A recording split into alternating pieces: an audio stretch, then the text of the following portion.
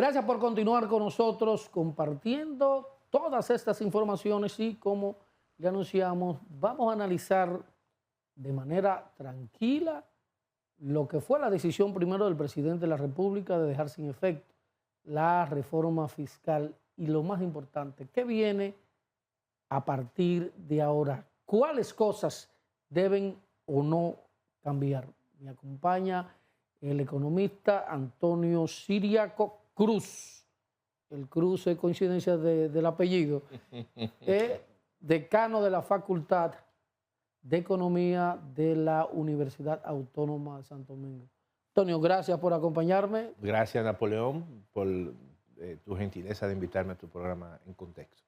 De entrada, ¿qué te pareció primero lo que fue la decisión del presidente de reflexionar y darse cuenta que al parecer nadie estaba de acuerdo con el proyecto de reforma, exceptuando lo que la hicieron?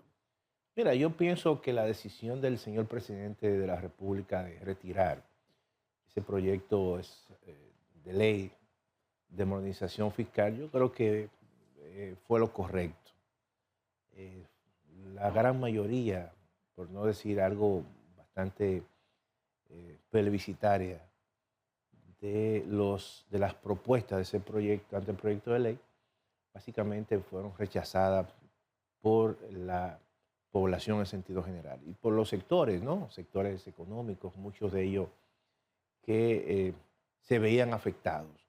Pero yo pienso, Napoleón, que esto es una experiencia importante, porque la sociedad dominicana de hoy no es la sociedad dominicana de los años 90, cuando se hizo una gran reforma, cuando el doctor Balaguer. Y pongo este ejemplo porque cuando tú hablas con los economistas, te dicen que esa fue la reforma más exitosa, pero se hizo en un contexto de crisis. Y yo pienso que una de las quizás falencias que tuvo esta propuesta fue que se constituyó un contexto pensando que la economía dominicana estaba en crisis. Y en ese sentido, parece que la población sintió que el ajuste iba a ser muy fuerte. Y no es fácil. No es cierto que la sociedad dominicana está en crisis. Tiene problemas estructurales que hay que atender. El tema, por ejemplo, del sector eléctrico, el tema de los intereses, el pago de intereses de la deuda pública. Pero estamos hablando de una economía que posiblemente sea la economía que termine con un crecimiento quizás el más alto en América Latina. Estamos hablando de una economía donde se proyecta este año que van a entrar 11 millones de visitantes y donde el turismo está prácticamente siendo un pilar del crecimiento económico. Entonces, tú presentar un anteproyecto de reforma fiscal donde el 72% de la carga, es decir, donde el 72% de las recaudaciones que iba a recibir el Estado Dominicano provenían de impuestos indirectos, llámese el IVA o el ITEVIS, y el impuesto selectivo al consumo, ahí ya tú veías que esa carga no estaba bien distribuida, sino que recaía básicamente en sectores de clase media.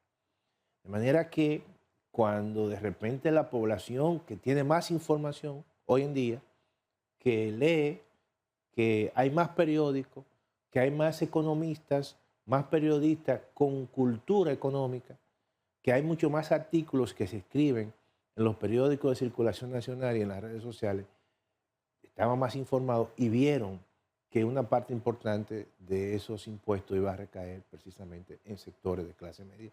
Y entonces comenzó el reclamo.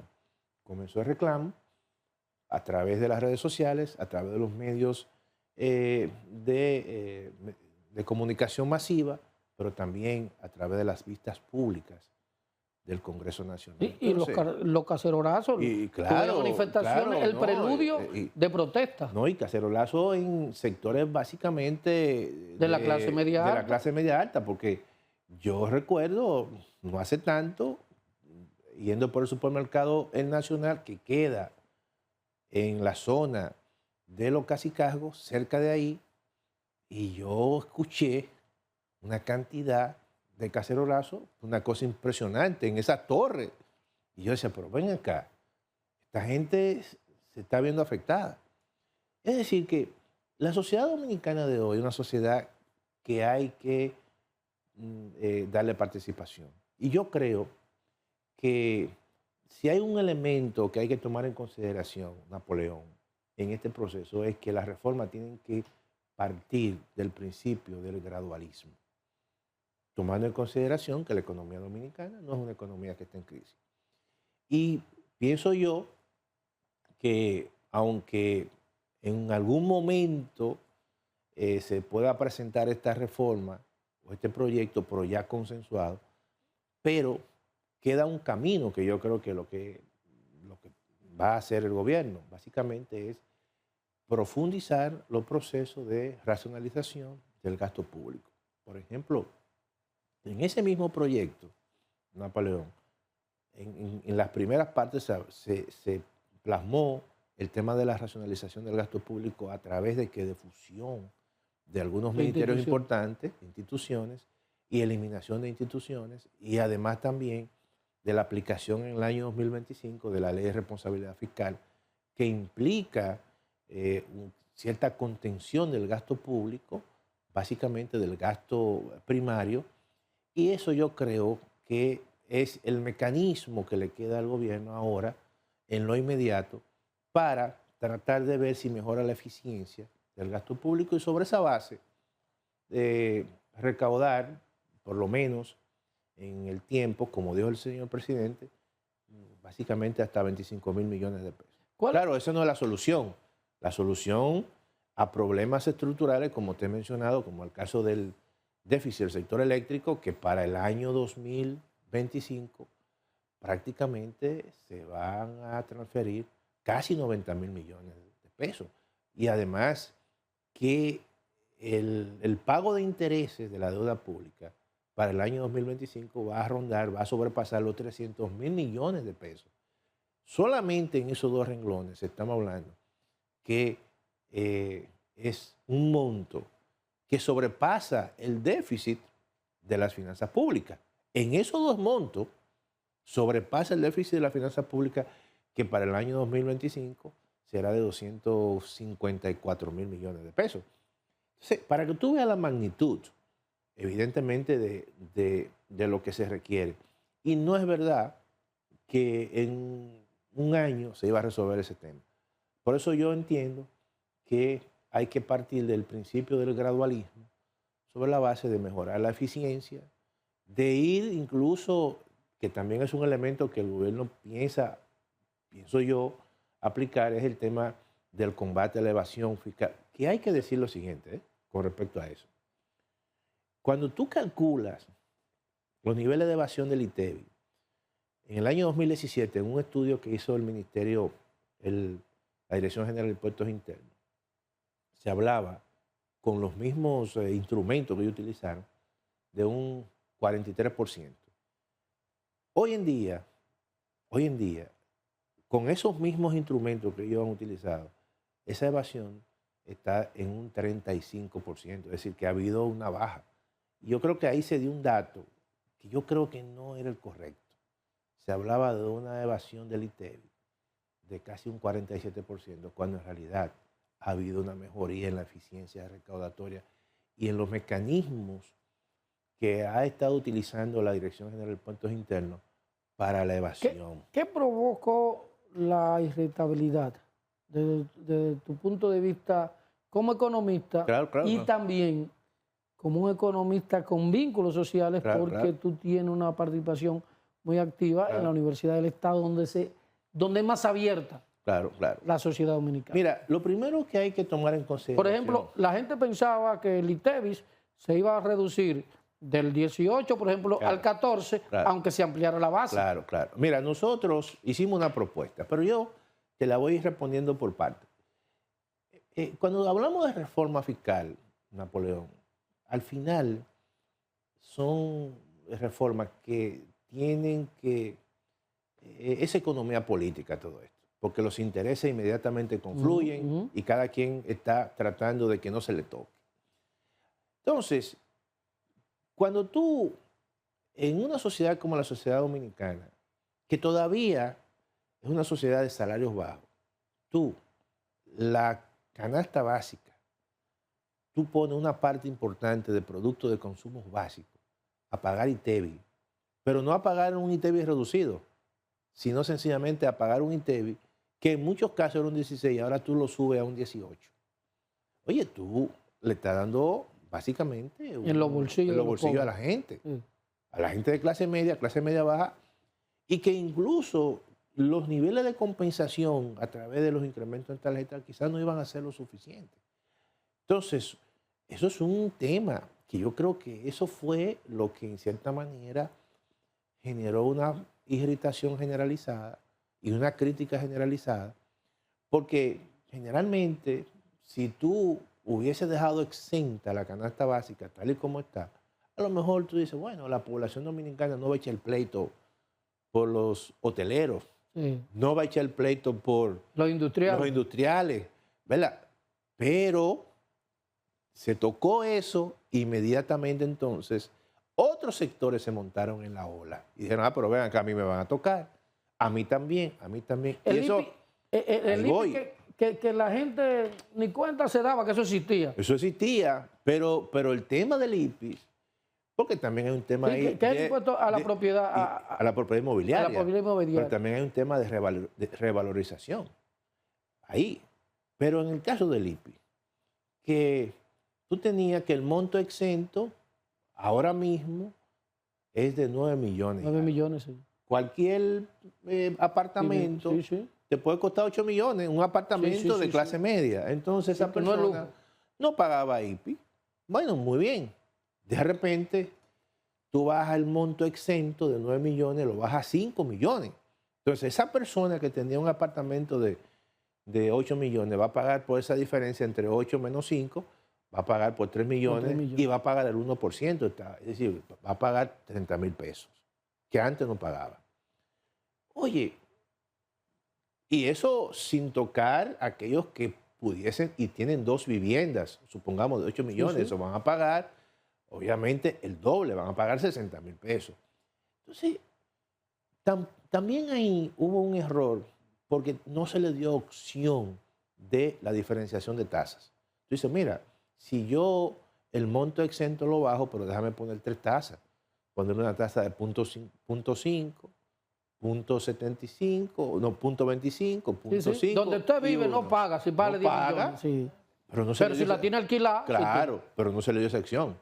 Se le dio la opción solamente del 1%. Entonces, eso hizo que el impuesto la gente lo viera también como algo muy duro. Incluso vi que había una convocatoria, una protesta, un cacerolazo en la segunda ciudad de República Dominicana, que es Nueva York. En Nueva York. Es decir, por la población, es decir, yo trabajo rompiéndome el lomo, hice mi casita, ya hace 7 años, ahora paga 8 y ahora tengo yo que mandar mi remesa que se la mandaba a mi familia. Y eso Napoleón. Eso tampoco se pensó. No, y eso, si tú le sumas eso, el tema de la modificación al artículo 306 de retención a los intereses que se van a enviar a cuentas del impuesto sobre la renta, por ejemplo, muchos dominicanos aquí que han pensado y piensan en su retiro, que hacen inversiones en certificados financieros del Banco Central, que pagan un 10%, le dijeron, no, mira, ahora esos intereses tú se los sumas al impuesto, a lo que tú vas a pagar sobre el impuesto sobre la renta, y no va a pagar un 10, va a pagar un 27. Entonces eso iba a ser también un elemento que iba a tocar de manera fuerte a los sectores de clase media. Ahora una pregunta al economista. Sí.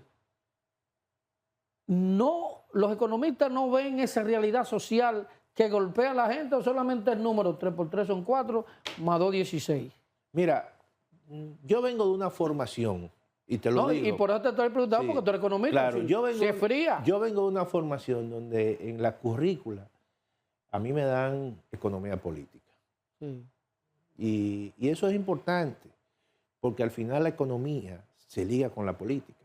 Hay otros economistas que ni en las universidades donde estudiaron le dieron economía política, porque lo más probable piensan como que eso es marxismo y tal cosa, y no es verdad. Todo lo contrario. las decisiones políticas, las decisiones económicas se hacen en un ambiente, en un entorno político de intereses, de grupos de intereses. Y la reforma fiscal es el mejor ejemplo para eso. Entonces, por eso es que cuando tú vas a tomar una medida de esa manera, tú tienes que consultar también al político. También, porque el político, de una forma u otra, tiene esa, como dicen, ese olfato que no lo tiene el técnico que está sentado en un sí, que es más frío, más calculador. Que... Entonces, yo creo que eso es también una experiencia de esta reforma. Hay que consultar, hay que tener asesores políticos para ver. Yo recuerdo en un artículo que leí recientemente, donde el asesor de seguridad del presidente Biden, se reúne con un grupo de estudiantes. Le dicen, miren, ustedes tuvieron ayer a la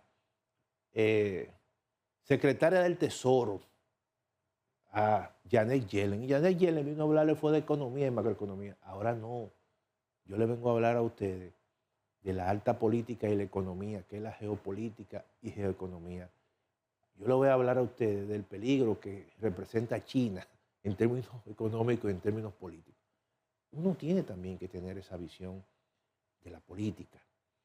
Siempre las reformas económicas y las reformas fiscales tienen un componente político porque hay que tocar grupos de intereses y siempre hay que pararse, hay que reunirse, hay que ampliar los consensos y en ese sentido yo creo que es un elemento que dentro de esta reforma hay que verlo como una experiencia. ¿Tú piensas que quizás al presidente de la República o no consultó o le hicieron, porque tradicionalmente aquí llaman los anillos, sí, sí. Es decir, donde Pacheco, por decirte uno que se la huele toda, mira lo bien que se lleva con la oposición, claro, con claro. todo el mundo, es decir, cómo esos veteranos políticos no fueron consultados para tomar una decisión de esa naturaleza que tiene un impacto en la población. Yo pienso que se debió abrir el abanico, incluso dentro del mismo sector gubernamental.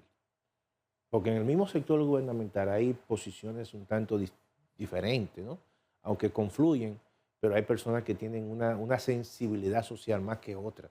Y eso se debió ampliar, básicamente. Tú hablas de sensibilidad social. Hay un ministro que tiene que ver con economía, que tiene o tuvo una formación marxista, una visión muy proletaria.